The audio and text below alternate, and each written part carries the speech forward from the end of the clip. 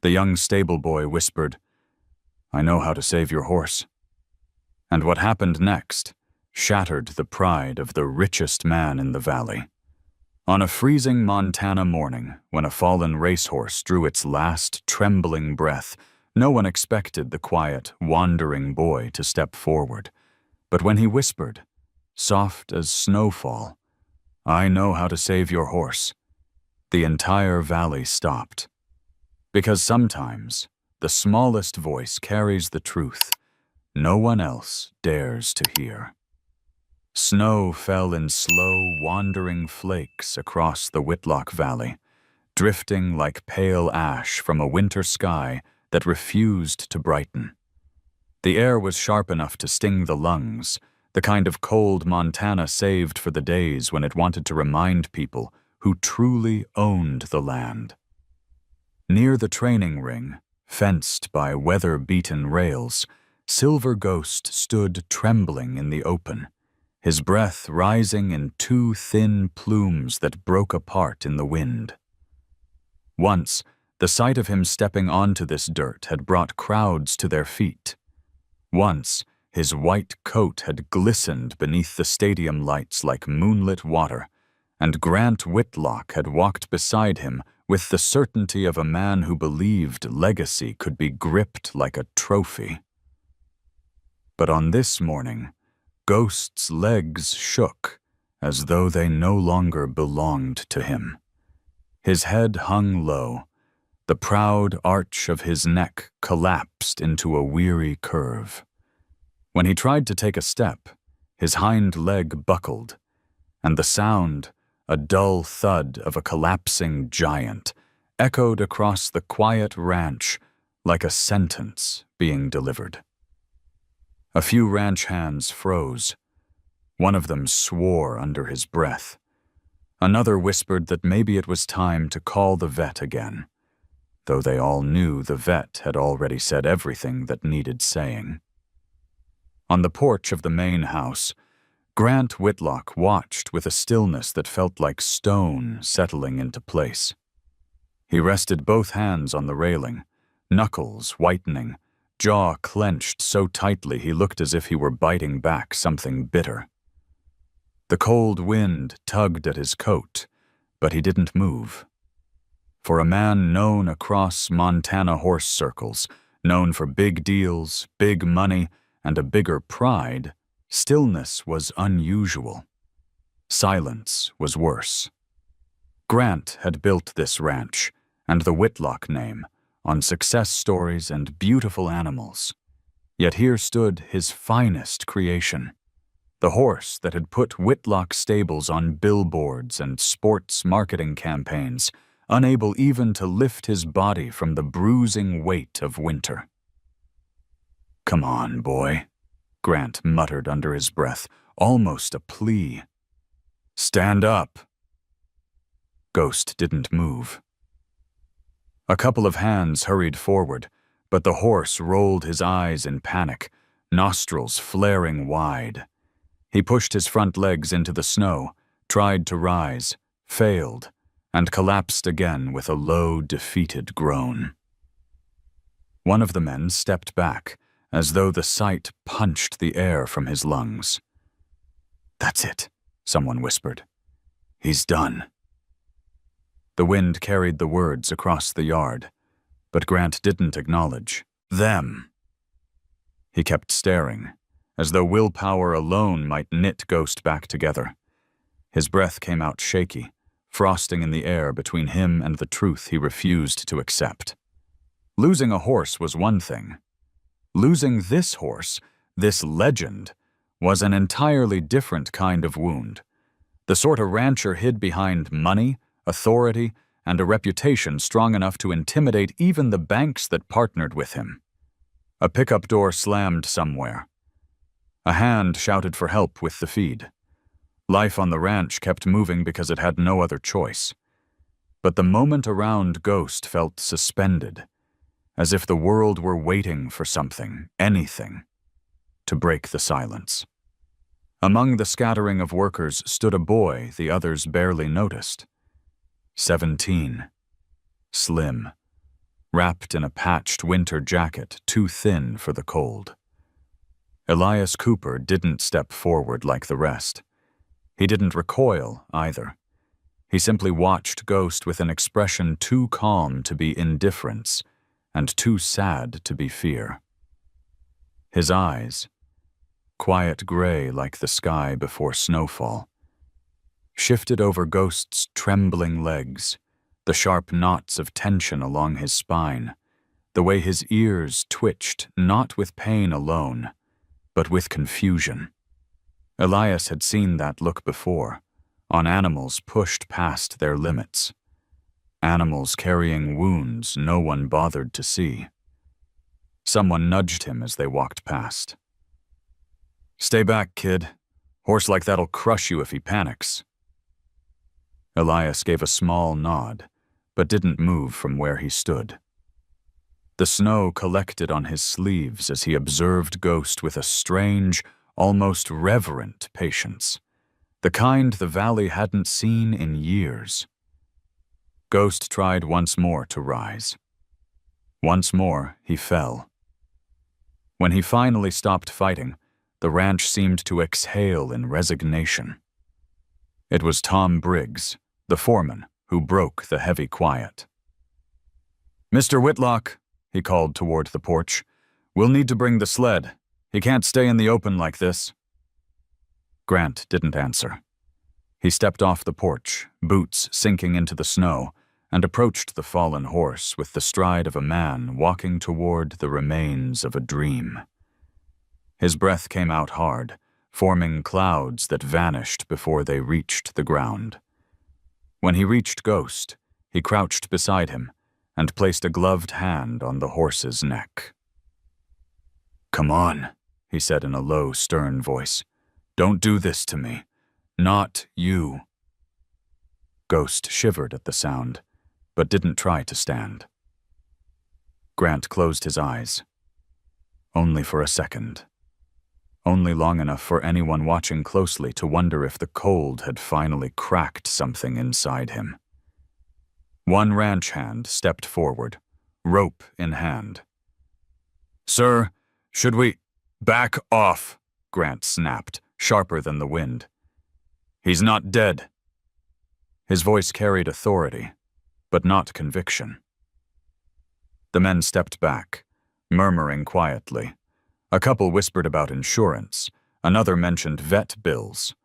One of them, trying to lighten the mood, joked about horse rehab programs, a clever nod to digital marketing humor, about premium insurance services and high CPC keywords like equine injury treatment, veterinary recovery solutions, animal health care support. The joke fell flat. Ghost lay still. And then, as Grant straightened, frustrated and helpless, a soft crunch of snow sounded behind him. Elias stepped forward. His movements were slow, deliberate, as if trying not to disturb the cold air around them. He didn't speak to the ranch hands. He didn't look at Grant.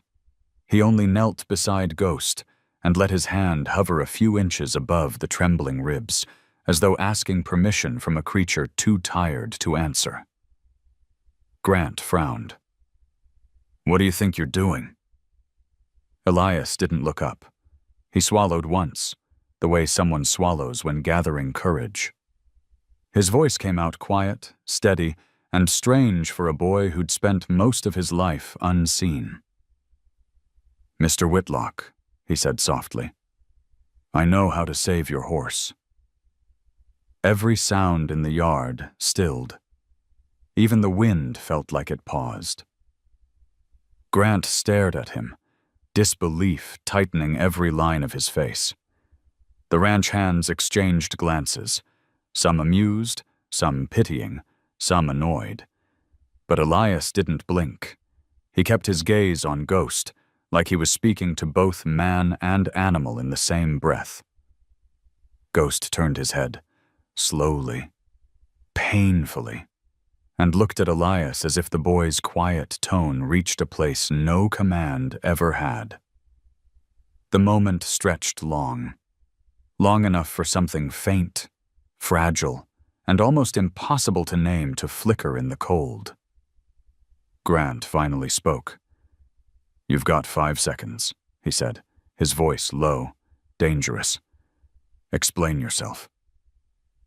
The boy lifted his eyes, and before Grant could bark another accusation, Elias whispered, "Ghost isn't giving up. He's asking for help you haven't known how to give." The words hung there, soft yet heavier than the winter sky, pulling the story, and Grant Whitlock himself, into a direction no one on that ranch expected. And as the last of the morning light sank into the snow, the wind shifted, carrying a feeling that the ground beneath the Whitlock ranch had quietly begun to change. The yard fell silent after Elias spoke, the kind of silence that made even the snowflakes seem hesitant to land. Grant Whitlock stared at the boy, as if trying to measure the distance between arrogance and sincerity.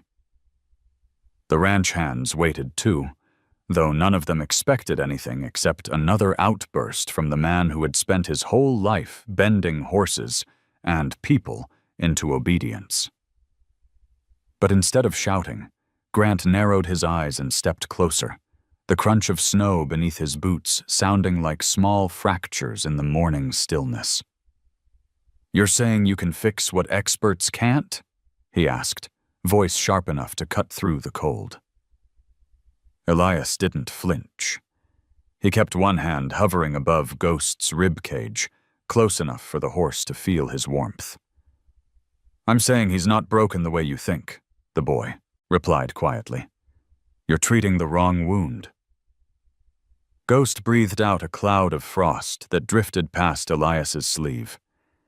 The young man watched the breath fade, his gaze soft with the kind of patience Grant hadn't seen in a long time, certainly not in a boy who swept barns for minimum wage and slept in the old tack room because he had nowhere else to go.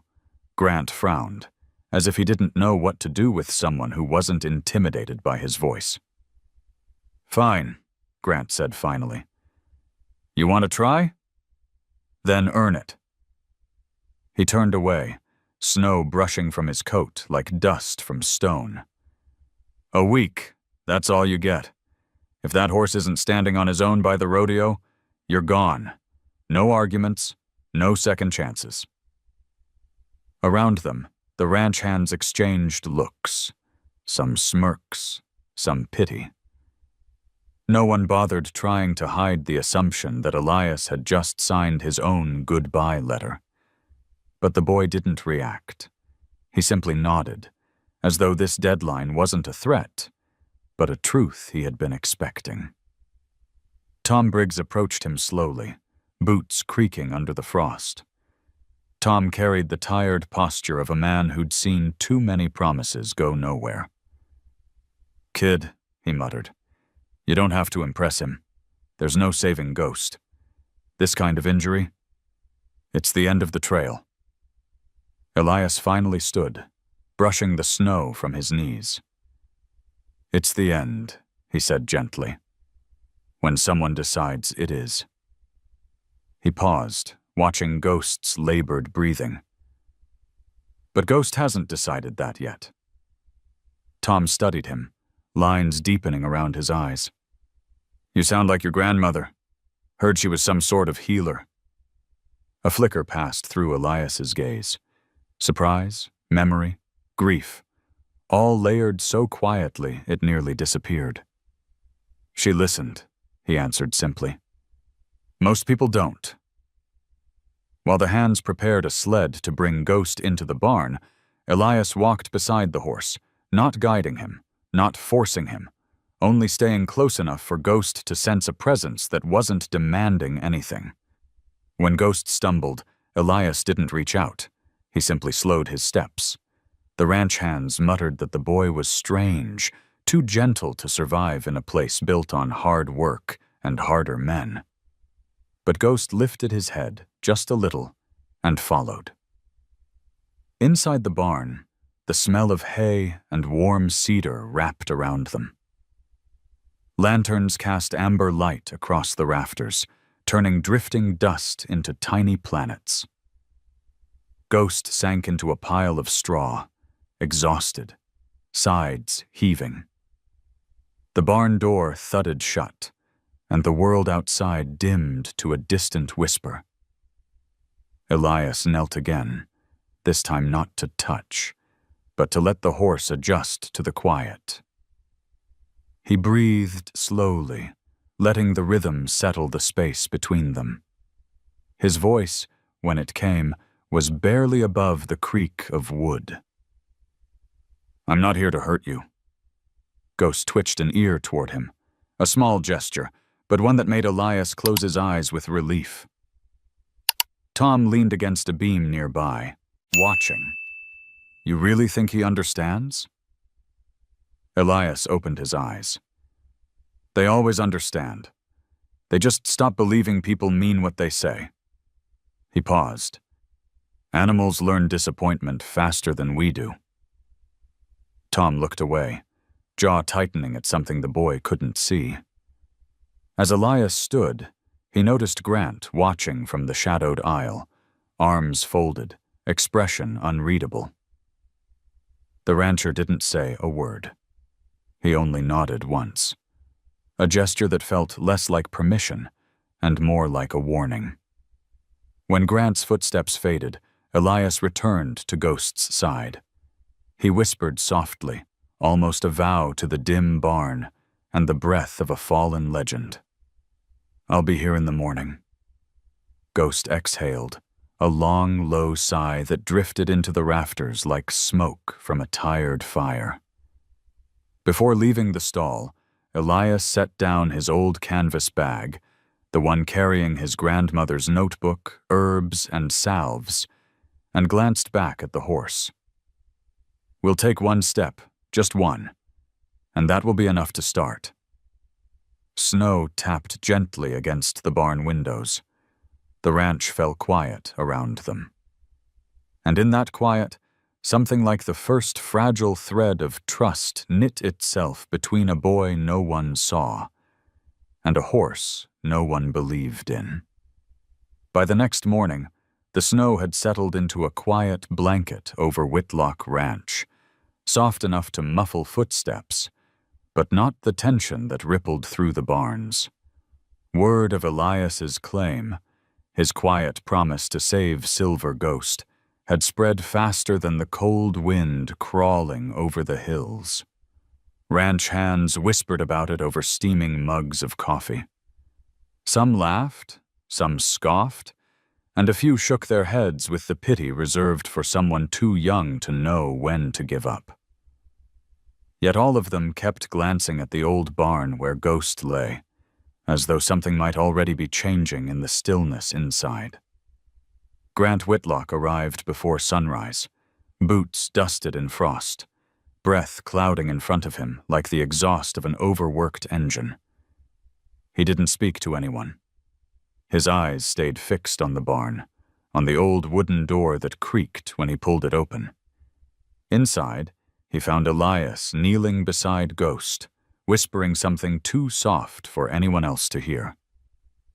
The scene made Grant pause, not because of the boy, but because Ghost's ears were turned toward Elias, as if the horse were listening, actually listening, in a way he hadn't responded to any voice in months.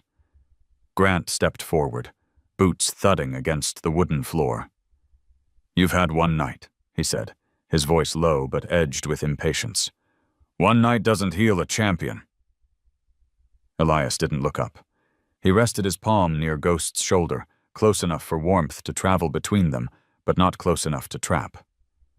"Healing starts with wanting to stay," he murmured. "He hasn't left us yet." Grant hated how those words unsettled him. He stalked closer, stopping beside the stall. "Understanding animals doesn't mean you can fix what's broken. Don't confuse compassion with skill." "I'm not confusing anything," Elias replied softly. "But you might be." The ranch hands nearby froze, stunned that a boy with no pedigree, no family name, no authority, would speak to Grant Whitlock with such calm honesty. Grant's brows drew down, the muscles in his jaw tightening into stone. "You're walking a thin line," he warned. Elias finally lifted his gaze. "I'm walking beside him," he said, nodding toward Ghost. "Not above him." The words struck deeper than they should have. Grant opened his mouth, whether to argue or to order Elias out, even he didn't seem sure, but stopped when Ghost shifted. Slowly, painfully, the horse turned his head toward Elias, his breath warming the boy's sleeve.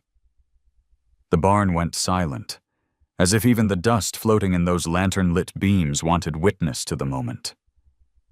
Tom Briggs entered then, carrying a bucket of warm mash. "Morning," he muttered, clearing his throat as he approached the stall. But when he saw Ghost's posture, he froze, eyebrows lifting with something like mild disbelief.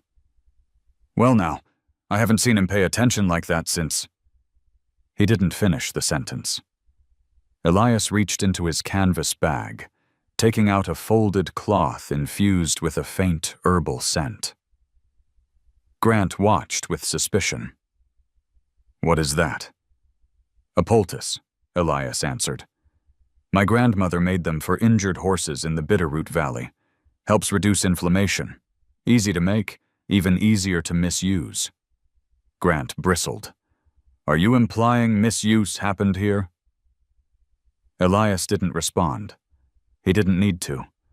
The truth hung in the air like the smell of antiseptic, subtle but impossible to ignore. Tom shifted uncomfortably, pretending to busy himself with the feed bucket. Elias knelt again, his movements slow enough for Ghost to anticipate every touch. "Easy," he whispered. "No pressure today.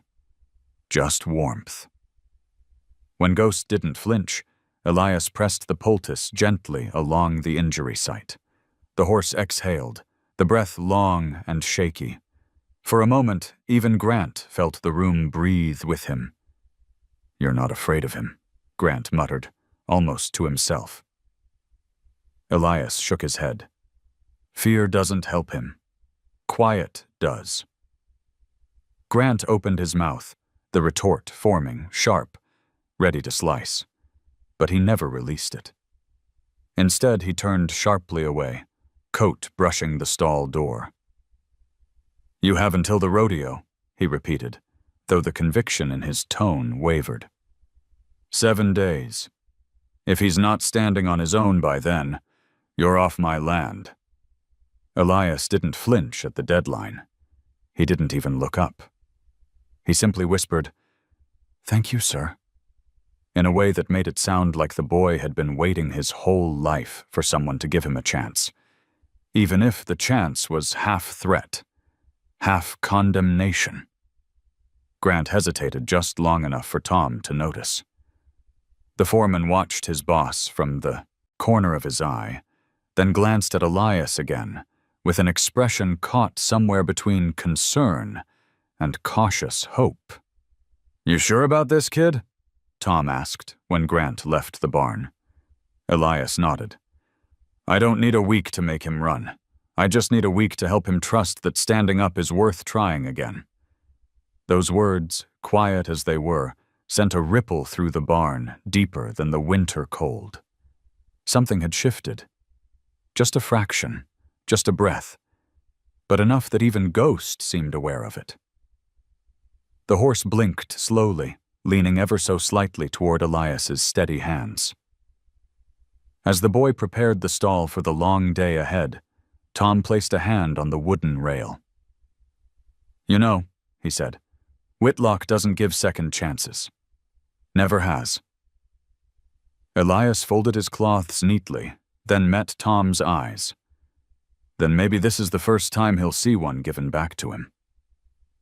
Snow drifted past the windows, catching the morning light like falling shards of glass. The barn felt warmer somehow, not from the lanterns, but from the fragile thread of hope stretching quietly between a fallen champion and the boy who believed in him, and as Elias stood to face the day's work, Ghost lifted his head a little higher, as though ready, just barely, to follow the voice that had spoken for him when no one else dared. By the third morning, frost clung to the windows of the old barn like a thin veil, blurring the world outside into soft shapes and muted colors. Inside, the air was warmer, tinged with the scent of hay and the slow burn of lantern light. Elias arrived before anyone else, his breath forming pale clouds as he crossed the aisle.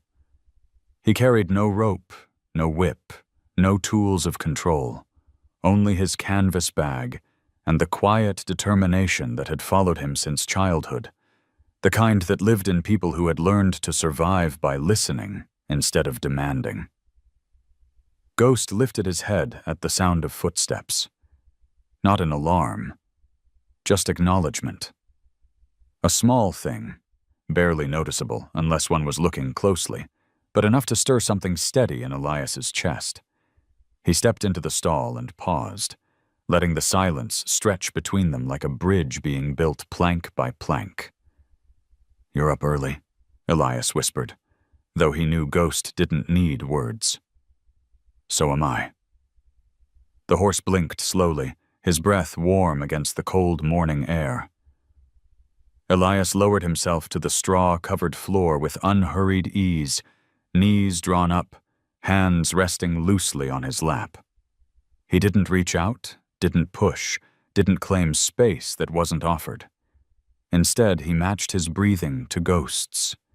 Deep inhale, long exhale, until the tension in the horse's shoulders eased into something almost restful. The barn door creaked open behind them. Tom Briggs stepped in, carrying a bucket of warm water. "Kid," he murmured, voice soft so as not to break the fragile stillness. "You sure this is doing anything?" Elias nodded without thought, looking away from Ghost. "Trust is a slow language," he said, "but he's speaking." Tom frowned, though a small part of him wondered if the boy might be right. He placed the water down and leaned against the rail, watching the strange communion between them. Outside, the sun tried to push its way through the clouds, casting a muted glow across the rafters. Elias opened his canvas bag and retrieved a folded square of linen. He dipped it into the warm water, wrung it out gently, and held it toward Ghost. Not touching, just offering. The horse's nostrils flared, and he shifted his weight, muscles tightening in hesitation. Elias kept his arms steady, patient as still water. "Easy," he whispered. "No rush. Just see." Slowly, so slowly it felt like time itself leaned in to watch. Ghost lowered his head and brushed his muzzle against the warm cloth. Elias exhaled, a soft release of relief and gratitude. He moved closer, inch by inch, giving the horse every chance to refuse. But Ghost didn't retreat. He allowed Elias to touch his neck with the cloth, the warmth seeping into stiff muscles, loosening what pain had gripped for too long. Tom let out a breath he didn't realize he had been holding. "Well, I'll be—" Elias smiled faintly. He remembers gentleness. For the next hour, Elias worked in quiet rhythm, warming the cloth again and again, wiping away dried sweat and old dirt, tending to Ghost as though the horse were something fragile and sacred. His movements were steady, respectful. Nothing like the hurried hands Ghost had grown used to, the firm grips, the masked frustration of men treating him like a broken tool rather than a living being. At one point, Ghost shifted and let his head rest near Elias's shoulder.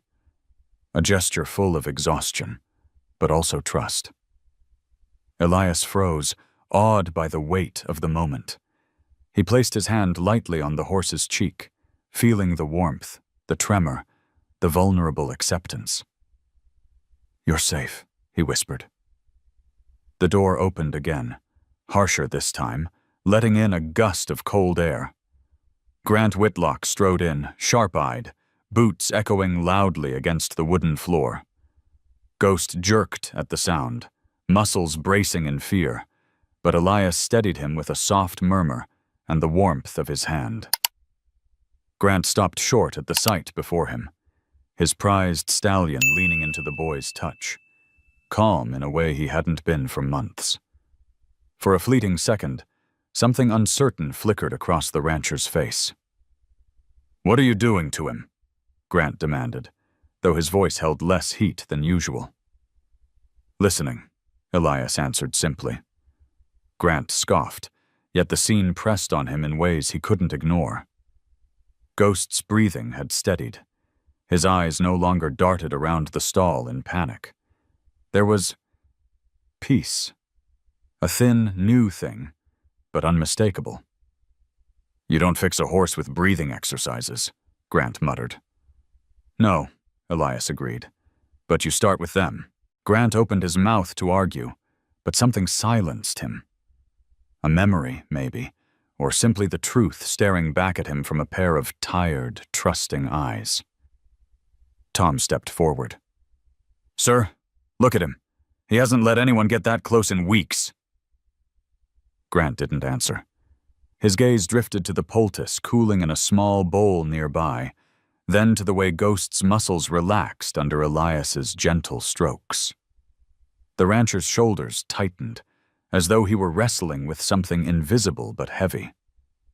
Finally, he said, "Don't get carried away. One good morning doesn't mean anything."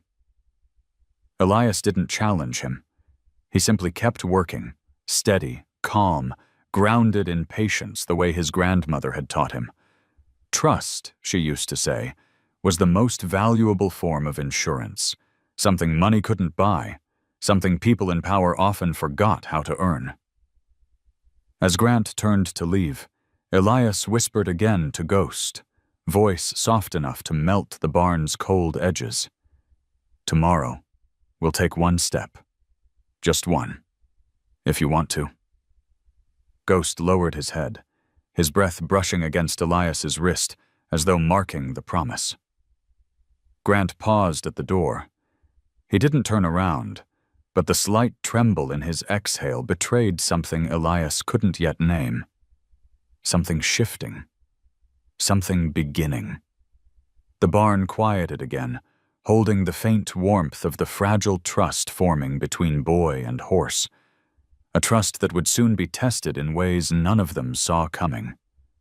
A pale sun crept over the ridge the next morning, melting the edges of frost along the barn roof and dripping steady beads of water onto the cold ground. Elias had barely slept, not out of fear of failure, but because something unspoken had tugged at him all night, a quiet unease that settled behind his ribs like a knot waiting to be undone. When he approached Ghost's stall, the horse lifted his head with a soft grunt, not startled this time, simply weary, as though he recognized the footsteps of someone who wouldn't ask him for more than he could give. "Morning," Elias whispered, running his hand along the air beside Ghost's cheek, before letting it settle gently against the warm skin. Ghost leaned slightly into the touch. Not a dramatic gesture, not a triumph, just the simple, fragile permission of a creature learning to trust again. Elias worked slowly, checking the horse's breathing, the tightness in the hind leg, the heat radiating beneath the injured tissue. He unfolded a clean cloth, dipped it into warm water, and began wiping away remnants of yesterday's poultice. But as the cloth slid across Ghost's skin, Elias felt something foreign beneath the layers, something firmer, small, and unnatural. A stitched puncture. Not one. Several. He froze. He pressed gently with his fingers, tracing the faint marks arranged in a line that did not belong to any injury Ghost had sustained naturally. These were symmetrical, deliberate, the kind a vet might make. but only under certain conditions. Only for certain drugs. Elias's breath clouded in the cold air as he whispered, "What did they do to you?" He didn't finish the thought. He didn't need to. His mind raced back to his grandmother's notes, the warnings she wrote in the margins about overused stimulants, how they pushed horses beyond safety, how they masked pain until something tore. Her handwriting seemed to echo through him.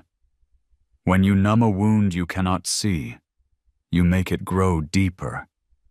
A soft creak of floorboards broke the silence. Tom Briggs stepped inside, rubbing sleep from his eyes.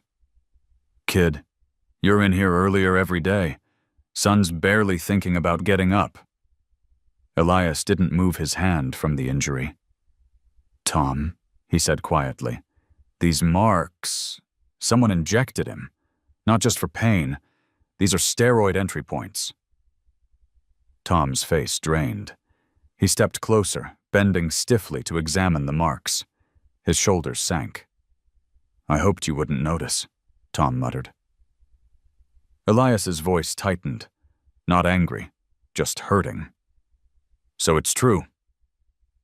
Tom leaned his back against the stall door, looking older than he had the night before. "The trainers, before the last race, they didn't tell Whitlock everything. Maybe they thought they were helping him keep his champion. Maybe they wanted the bonus. Maybe they just didn't care who paid the price." Elias swallowed, the knot inside him growing heavier. He ran on a torn tendon because he couldn't feel it. "Yeah." Tom rubbed a hand over his face. "And it ruined him." They stood in silence as Ghost shifted, lifting his head as if sensing the thick sadness filling the barn. Elias brushed the horse's neck slowly. "He didn't fail," he whispered. "They pushed him until he broke." "Kid," Tom said, hesitant, "you can't tell Grant. Not yet. He'll go after the men responsible, and it'll tear this place apart. He already lost enough sleep over Ghost. You don't know the kind of fury he carries." Elias understood. Anger was a wildfire, and Grant Whitlock was a man full of dry timber. But Elias also knew truth didn't disappear just because someone buried it deep. It lived, pulsed, waited, like a bruise under skin. "I don't want revenge," Elias murmured. "I want him to know Ghost wasn't weak. He trusted people he shouldn't have." Tom's expression softened, marked with regret he didn't try to hide. "We all did." For a moment the barn settled into a thick quiet, the kind that felt almost like confession.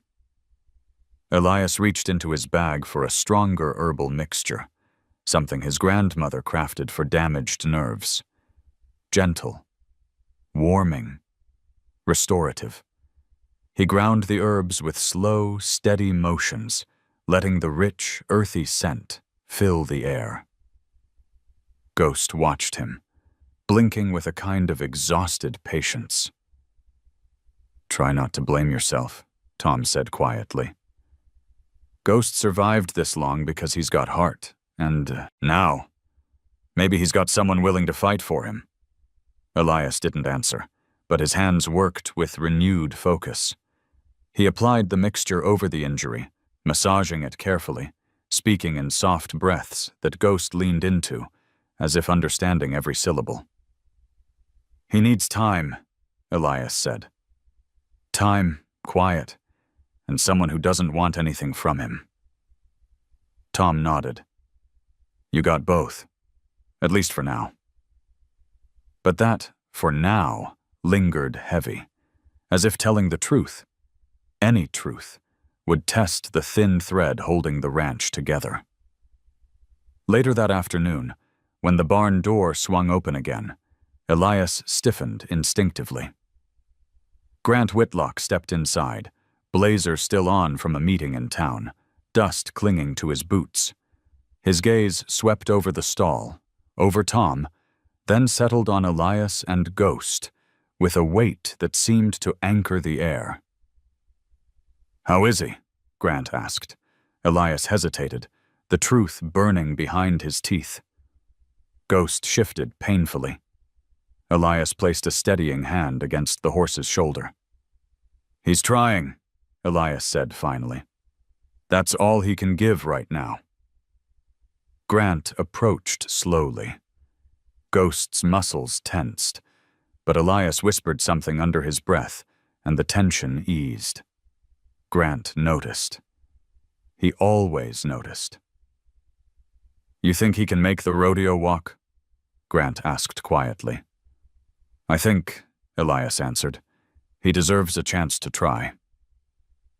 Grant exhaled, long and weary. "Then we do it on Saturday." The words settled like snow on dry branches, soft but heavy enough to bend them. Elias bowed his head. "Saturday." Tom stared at Grant, uncertainty flickering in his eyes, but said nothing. And Grant, who never lingered long in moments like these, hesitated at the stall door, watching the boy and the horse as if they were speaking a language he'd forgotten long ago. Outside, the wind picked up, sweeping across the valley with a low moan. Inside the barn, Elias whispered into the quiet, "They hurt you without listening. I won't make that mistake."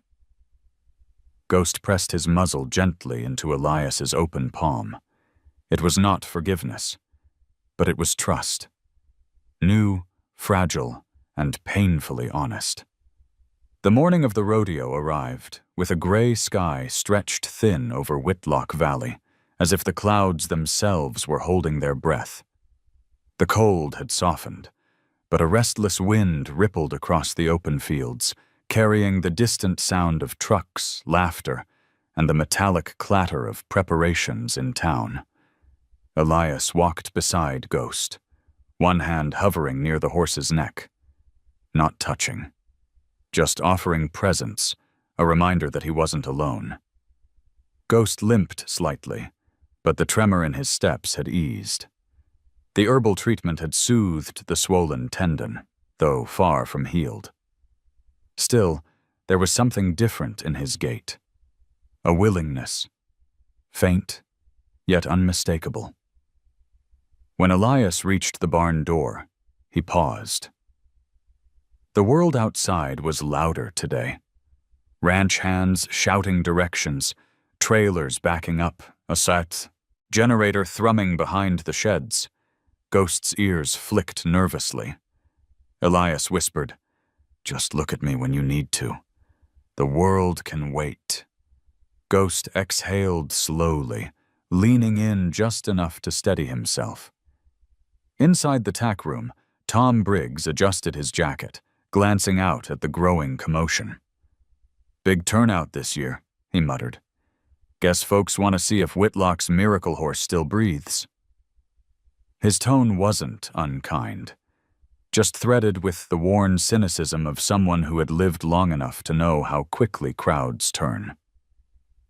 Elias tightened the strap on Ghost's soft halter, choosing the gentlest one he could find. "He doesn't need them to believe in him," Elias said. "Just needs one moment without fear." Tom studied the boy for a long beat. "Kid, you've got more faith in things than most men twice your age." "I don't have more faith," Elias answered softly. "I just listen longer." Outside, the ranch hummed louder.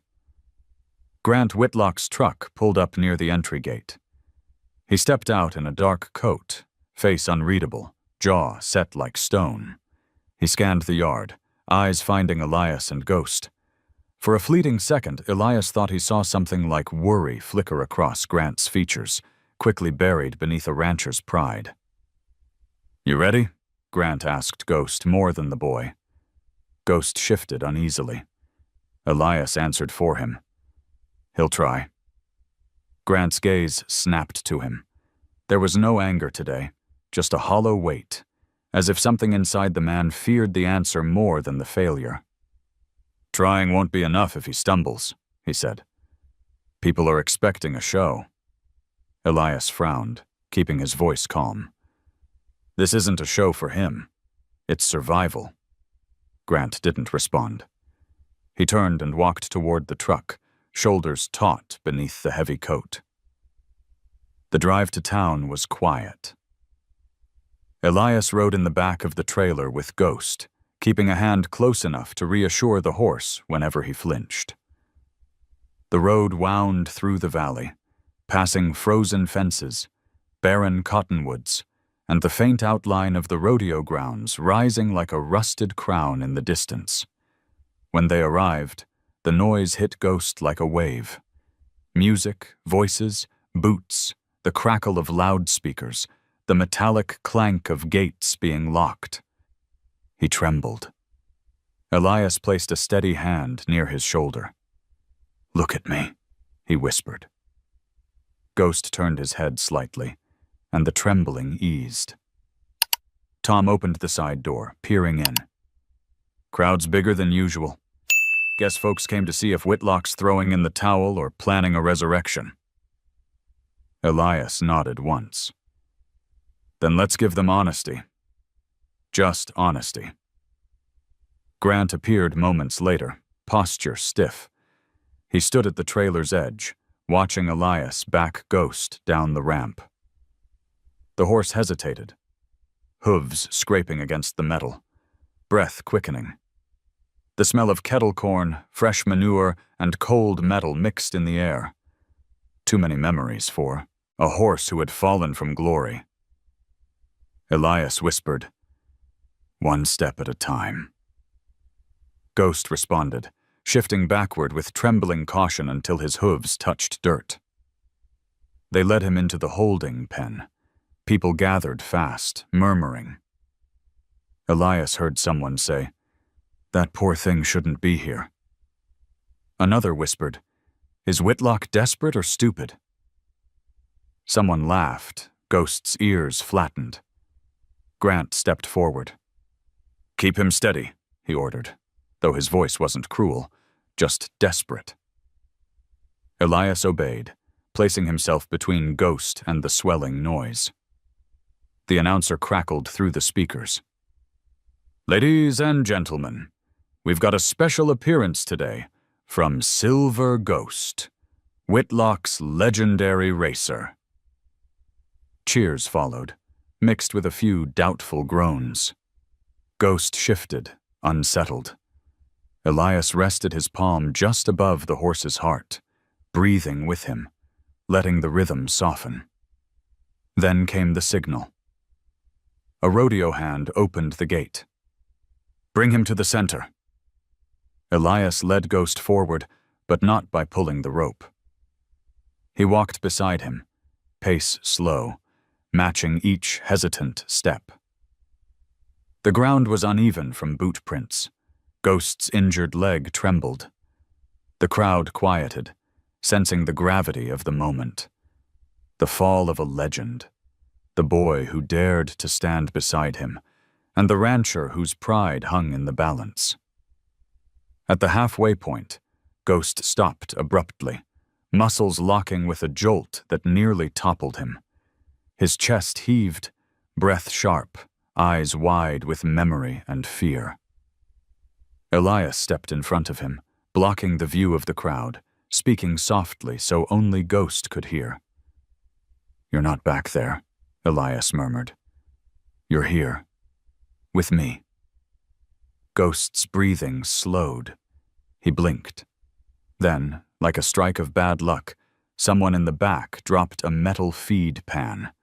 The crash echoed through the arena. Ghost reared, hooves striking the air. The crowd gasped. Elias didn't move. He didn't dive away or flinch. Instead, he reached up, both hands open, and whispered, "I'm here. I'm here. Look at me, not them."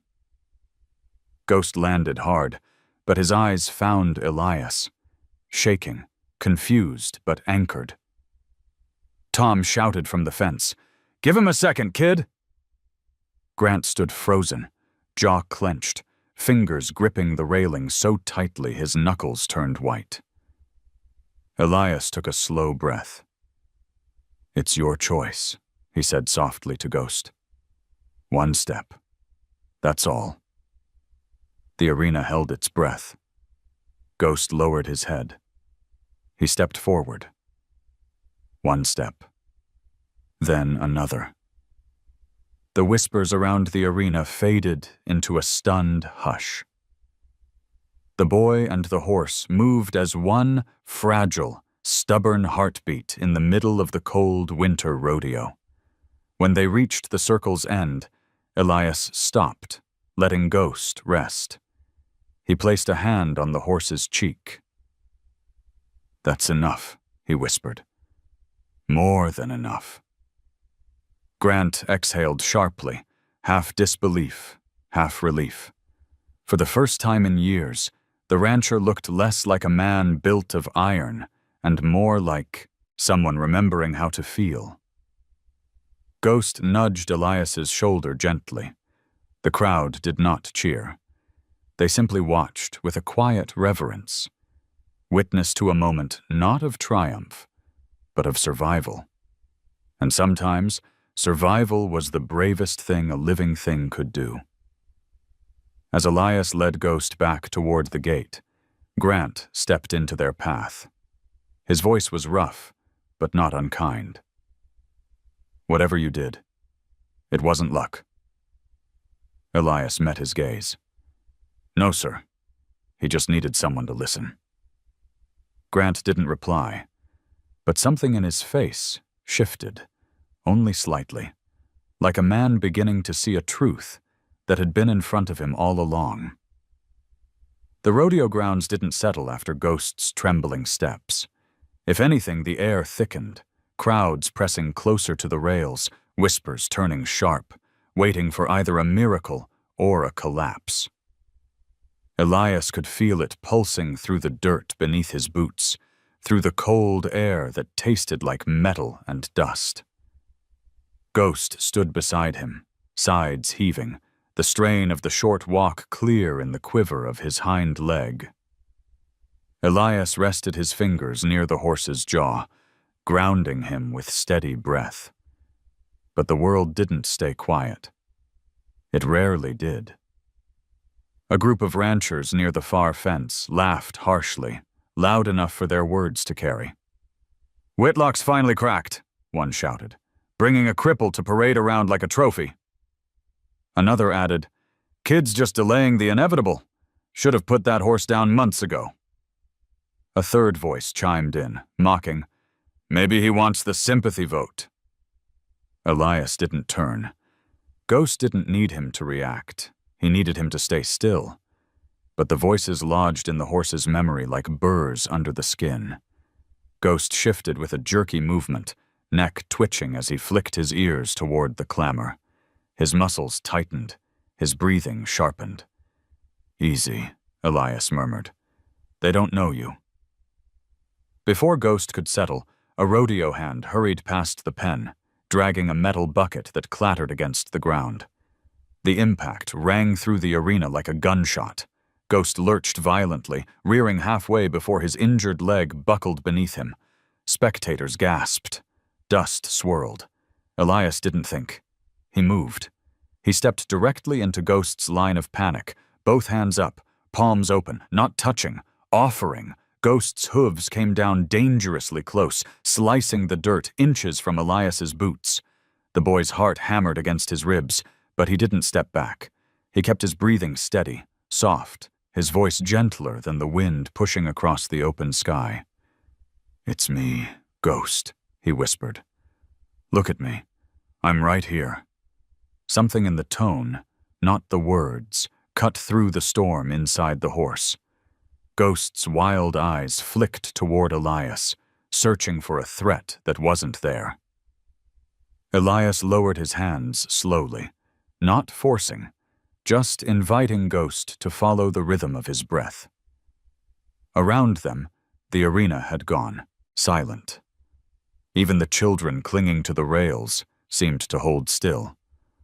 Tom Briggs watched with his jaw clenched, a kind of terrified respect, tightening the lines on his face. Grant Whitlock stood like a statue, fists curled so hard his gloves creaked. Ghost trembled, nostrils flaring in uneven bursts, but his gaze stayed on the boy. "That's it," Elias murmured. "Just us. Just breathe." He moved closer, inch by inch, the way he had in the barn. Patient, steady, letting Ghost choose the pace. The horse's head lowered a fraction. It wasn't calm, not yet, but it was surrendering to something gentler than fear. The wild edge softened, replaced with a wounded uncertainty Elias recognized painfully well. He reached up and placed his palm against Ghost's forehead. Ghost shuddered, then stilled. The crowd exhaled, a collective breath they hadn't realized they were holding. Tom whispered under his breath, "Kid, you're out of your damn mind." But there was awe in it, and gratitude. Grant stepped closer to the railing. His voice, when it came, was low, rough.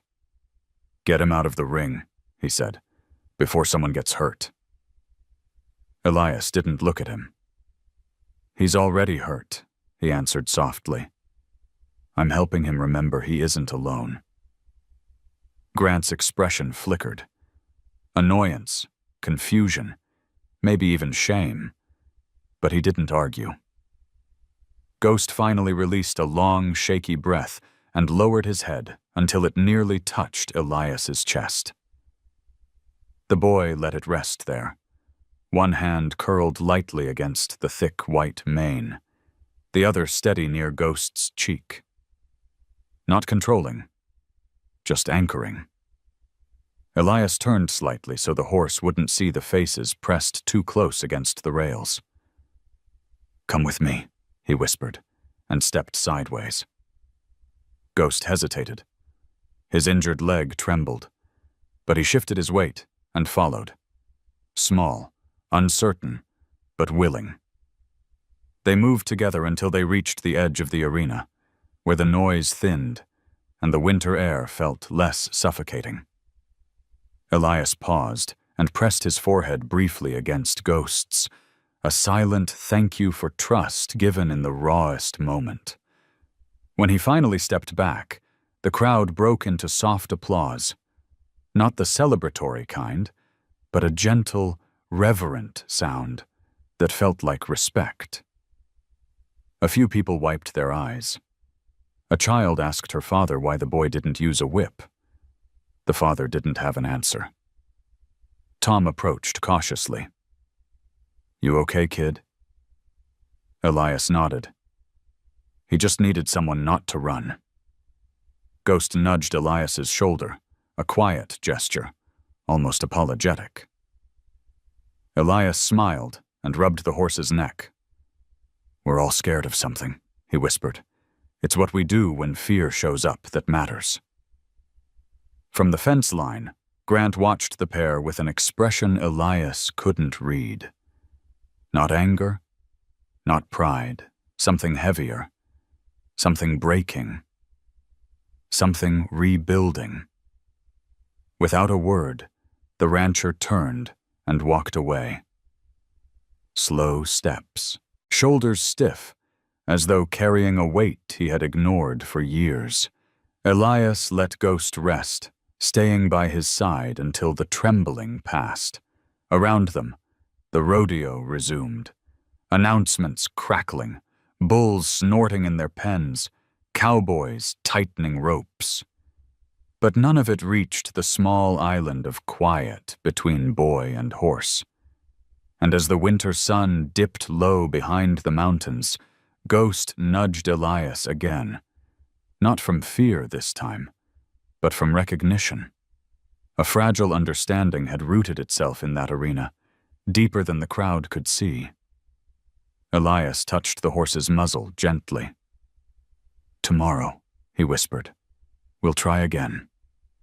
Ghost answered with a soft exhale, warm against the boy's hand. Together they walked out of the arena, not victorious, not defeated, just two souls choosing each other in a world that had forgotten how to slow down and listen. The hours after Ghost's near panic drifted by with the strange quiet that follows a storm. Not relief, not calm, but a trembling balance where everything feels one breath away from breaking again. The rodeo grounds had thinned. The loudest events were finished, leaving only the hum of generators, the smell of dust and kettle corn, and the rustling of people gathered near the rails as if unwilling to leave before they understood what they had witnessed. Elias stood with Ghost at the far end of the arena, where the noise softened into a low murmur. The winter light had turned golden, stretching long shadows across the churned-up dirt. Ghost's sides rose and fell slowly now, each breath less jagged than before. Elias stroked the warm place beneath his jaw, letting his hand rest there long enough for the horse to feel the truth in the steadiness. "You did enough," Elias whispered. "More than anyone asked for." Ghost nudged his palm, not in fear this time, but with the tentative beginnings of trust. Trust shaped from pain, stitched together in silence, fragile but undeniably real. Tom Briggs crossed the arena toward them, his boots leaving deep prints in the dirt. "Kid," he said softly, "I've worked ranches 40 years, never seen a horse come down from a panic like that. Not like this." Elias shook his head. He calmed himself. "I only stood there with him." Tom exhaled. "Sometimes that's all any of us need." Before Elias could respond, a voice crackled through the speakers. The announcer spoke with the slow drawl of a man who'd lost his script, but found something else. Curiosity, maybe even respect. "Folks, we're bringing Silver Ghost back to the center for one final walk." The crowd stirred, excitement rippling through the stands. Grant Whitlock appeared by the gate, shoulders squared, expression carved from stone. He didn't look at Elias at first, only at Ghost, and at the long stretch of arena dirt ahead of them. "He can stop any time," Elias said quietly, anticipating Grant's unspoken command. "This isn't about proving anything." Grant glanced at him sharply. "It is to them." Elias met his gaze. "Then let them learn something better." For several long seconds, Grant didn't speak again. Then he stepped back from the gate, leaving the space open for Elias. It was the closest he had ever come to saying, "Show me what I failed to see." Elias took the lead rope, not pulling, only holding, and stepped forward. Ghost hesitated, ears flicking toward the crowd, but when Elias breathed slowly, the horse matched him, breath for breath. And then Ghost stepped forward. The arena fell into a silence so deep it felt like snowfall. The walk was uneven. Ghost's injured leg shook beneath him, his gait slow and heavy. But each step landed with the quiet defiance of something choosing life. People leaned against the rails, their eyes wide. Not for spectacle, but for reverence. A woman pressed her hand to her chest. A rancher removed his hat. Children who had been fidgeting earlier stood still, watching the white horse move through the light like a survivor returning from somewhere no one else had dared go. Grant walked along the rail, following the pair without speaking. There was something raw in the way he watched. Regret, disbelief, and a fear he kept buried beneath years of pride. When Ghost reached the center of the arena, Elias stopped. The horse stopped too, lowering his head until it pressed gently against Elias's shoulder. A soft gasp rippled through the stands. Elias closed his eyes, letting the moment settle around them like falling dust. He placed his palm over Ghost's heart, feeling the steady thump beneath scar tissue and swelling, a rhythm fighting to keep going, fighting to be heard. "You made it," Elias whispered. "That's enough." But Ghost wasn't finished. He shifted his weight, lifted his injured leg with visible effort, and took one more step. Just one.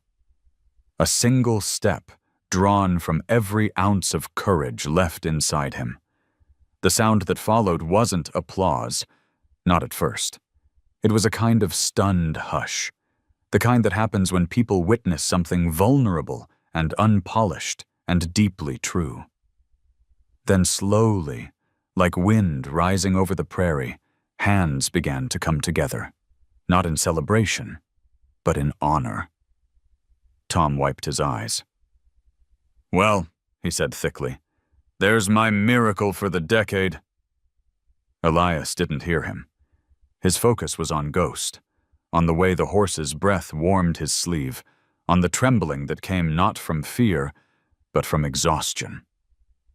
"Let's get you home," he murmured. As they moved toward the gate, the crowd parted on instinct, leaving a narrow path. People reached out, not to touch Ghost, but to make space for him, to show respect without intrusion.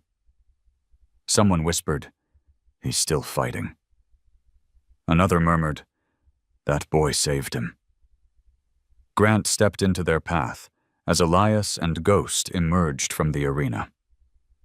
His face, usually unreadable, had softened around the edges in a way Elias had never seen. Grant's eyes traveled from Ghost to Elias and back again. "That wasn't just a walk," Grant said quietly. "That was something else." Elias nodded. "It was Ghost choosing to try again." Grant swallowed hard, his voice rough. "What you did out there, nobody else could have done it." Elias shook his head. "He did all the work. I just listened." Grant stared at the boy for a long moment. In that silence, something old and rigid inside the rancher seemed to loosen, just barely, but enough to show a crack where light might one day enter. "Take him home," Grant said. "He's earned his rest."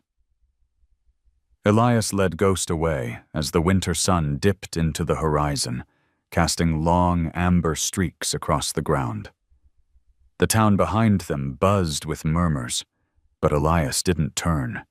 His world in that moment was only Ghost, each slow step, each breath, each fragile thread of trust they'd built. By the time they reached the trailer, Ghost was tired but calm, his head lowering willingly toward Elias's chest. Tom closed the door behind them gently, as if sealing a vow. And in the fading light of the fading day, it was clear to everyone who'd watched. The boy hadn't just guided a horse. He had guided a town. Gently, firmly, toward compassion they didn't know they still possessed. The trailer door creaked open to the fading wash of evening light. Grant Whitlock stood there, hat in hand, as Elias guided Ghost down the ramp with the slow care of someone cradling a fragile truth. The ranch was quiet, eerily so. No voices, no clang of tools, no engines humming. Just the wind brushing across the frost-kissed fields, lifting the smell of cold soil and cedar from the barn walls. Ghost stepped onto the ground with a weary grunt, his breath drifting upward in pale threads. Elias placed a steady hand near the horse's jaw, guiding him toward the barn. Grant followed a few steps behind, his boots crunching through the thin crust of snow, as though each step cost more than the last. "Leave him in the north stall," Grant said, his voice quiet. "It's warmer there." Elias nodded. But when he laid the blanket across Ghost's back, the fabric brushed against the hidden marks on the horse's hind leg. Those faint punctures lined like a dotted confession. Elias froze. His hand lingered above the skin as the memory of Chapter 5's discovery spread through him again like a shadow. He could not keep the truth buried any longer. Tom Briggs stepped into the aisle, his face etched with exhaustion. He offered Elias a silent shake of the head. Don't say it. But the boy's eyes had already hardened with the weight of what needed to be spoken. Grant noticed the stillness. What's wrong with him?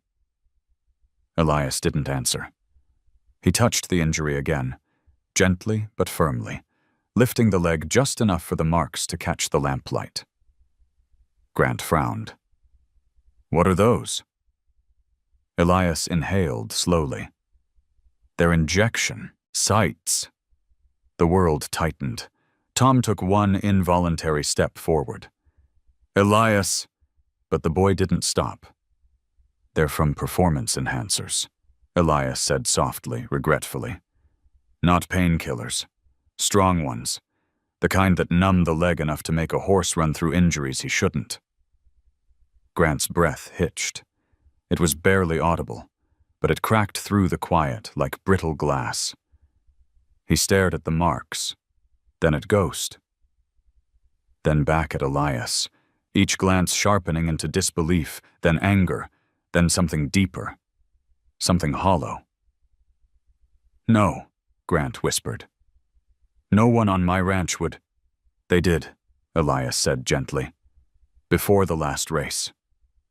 Grant's hand tightened around the stall door until the wood creaked. Who told you that? Elias lowered his gaze. Your horse did.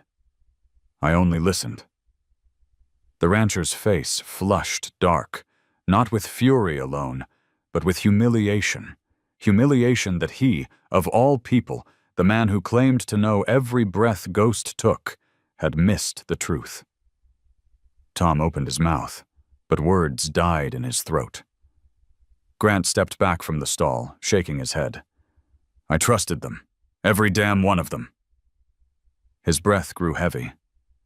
I trusted that horse was ready, that he wanted that race.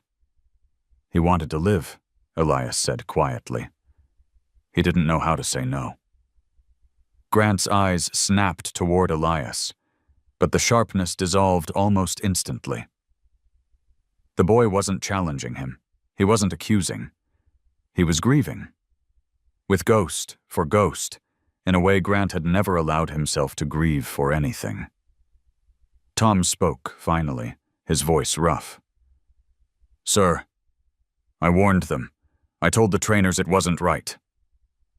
Grant's stare cut through him, but Tom didn't look away. I told them you didn't need shortcuts, that Ghost didn't need them. Tom swallowed hard. But they didn't listen. The ranch felt colder. The lantern light flickered across Grant's features, deepening every line carved by years of pride, ambition, and buried fear.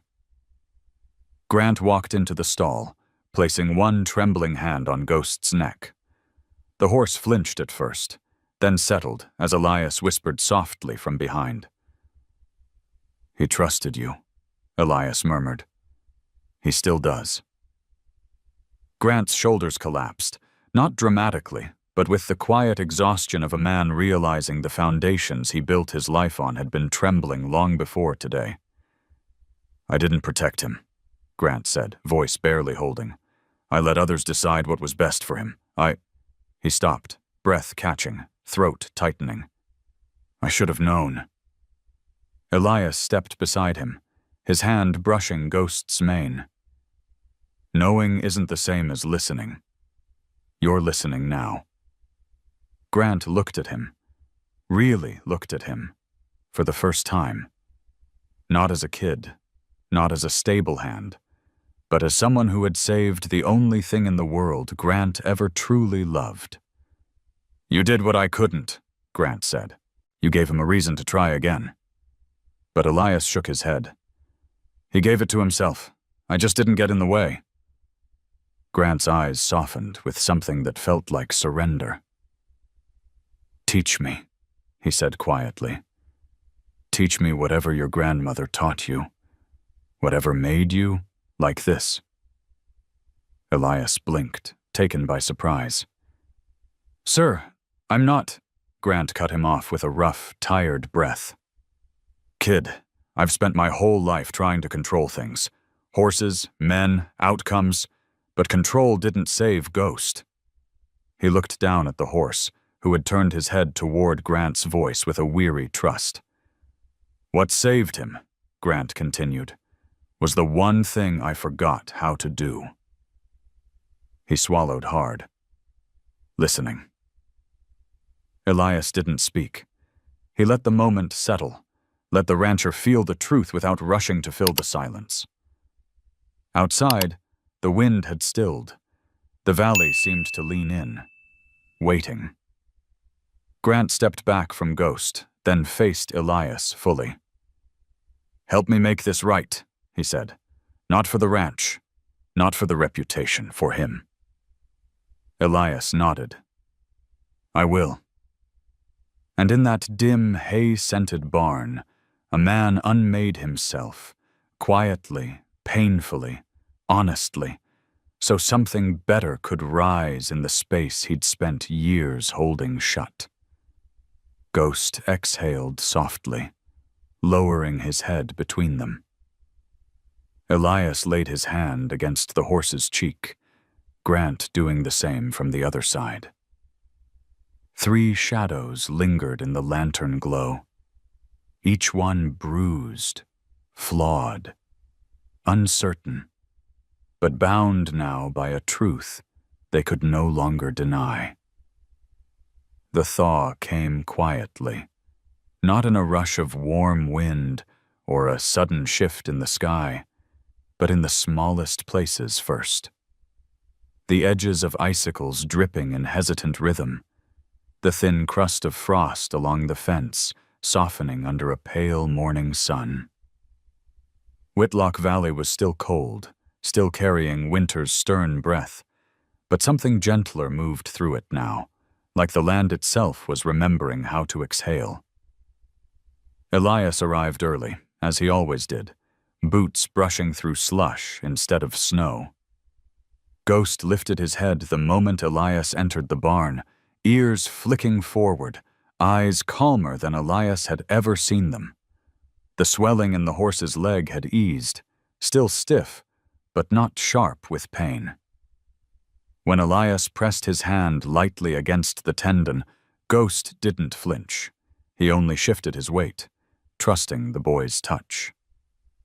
Morning, Elias whispered. You're looking better today. Ghost pressed his muzzle gently into Elias's shoulder, a quiet greeting that carried the warmth of something earned, not demanded. Elias stroked the white mane, letting the moment stretch in simple gratitude. Behind him, slow footsteps echoed through the barn. Grant Whitlock approached with a thermos in one hand, steam rising from the top. Tom Briggs followed close behind, hands shoved deep into his coat pockets, the stiff ache of old injuries hidden beneath layers of wool.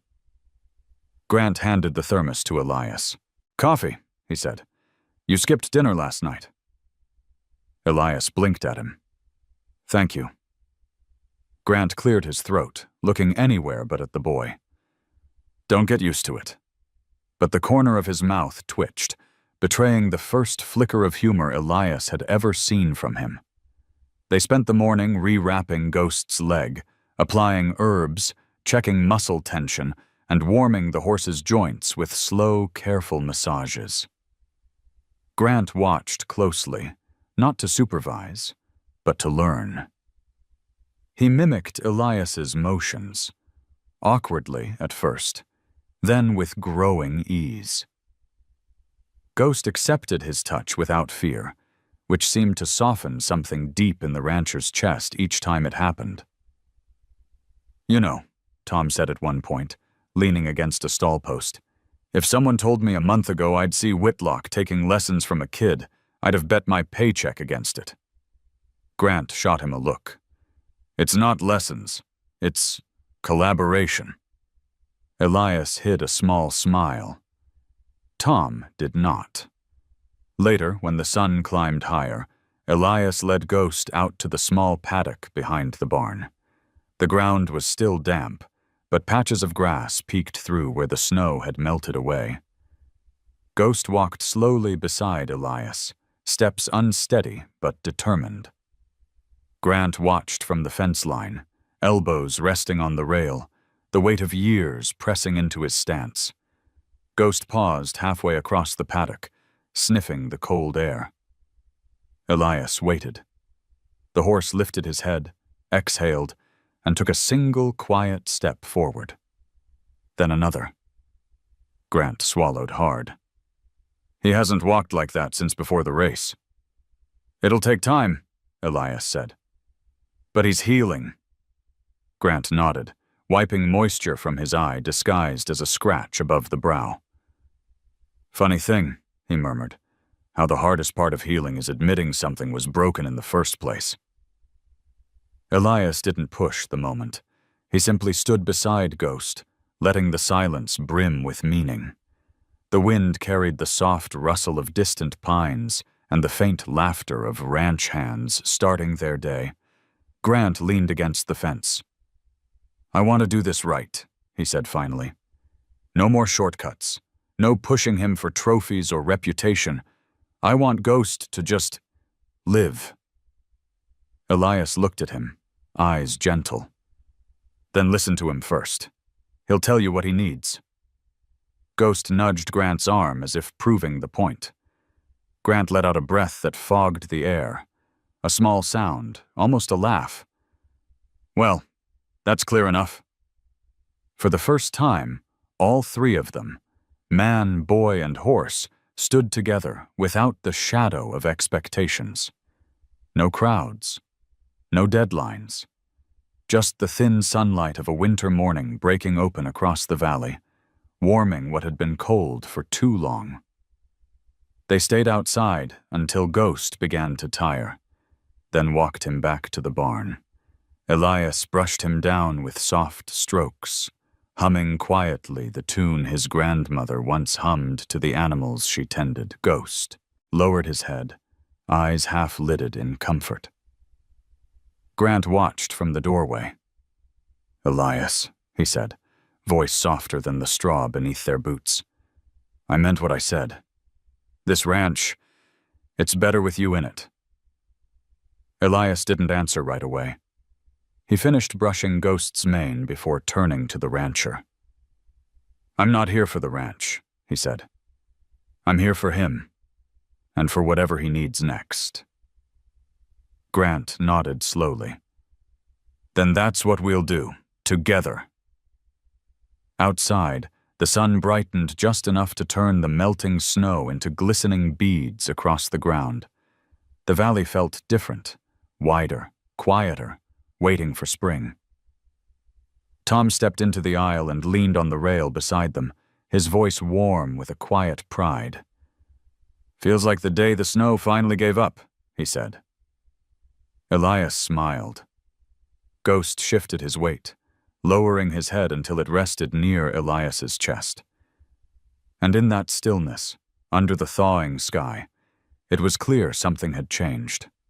Something small, humble, and beautifully human. Not a victory. Not a miracle.